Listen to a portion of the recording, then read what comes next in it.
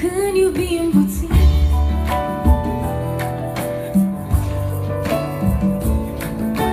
Drumuri pline cu oameni goi, într-o vară îndeplin.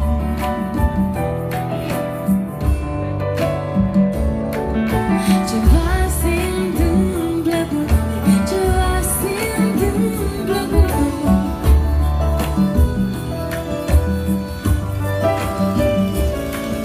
Ceva se întâmplă cu noi, ceva se întâmplă cu noi.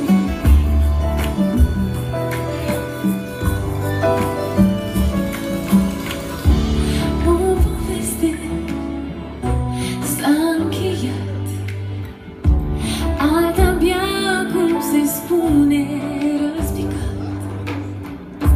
Să-mi scrii 3 rânduri, să-mi desenez o floare, să iubești chiar dacă îmi doare.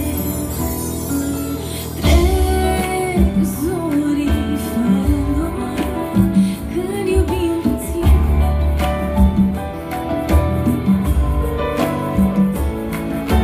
Drumuri pline cu oameni goi, într-o vară îndeplin.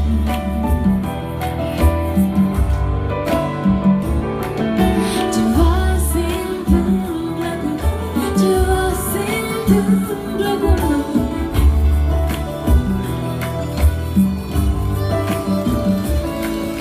Ceva se întâmplă cu noi, ceva se întâmplă cu noi.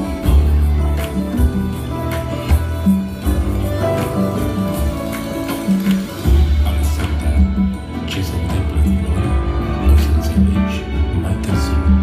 De un fel de război între capul greoi și sufletul nostru cu ale sale nevoi.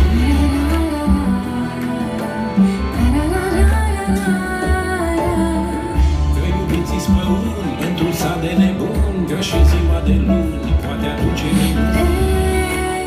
Zorii fără noi, când iubim puțin. Ceva se întâmplă cu noi, ceva se întâmplă cu noi.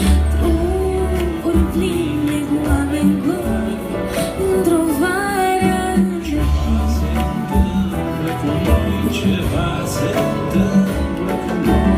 Trec zorii fără noi, când iubim puțin. Ceva se întâmplă cu noi. Tot ce-am strâns vreme dulea se scrie cu senin, se iartă din plin, se aruncă și se șterge. Ce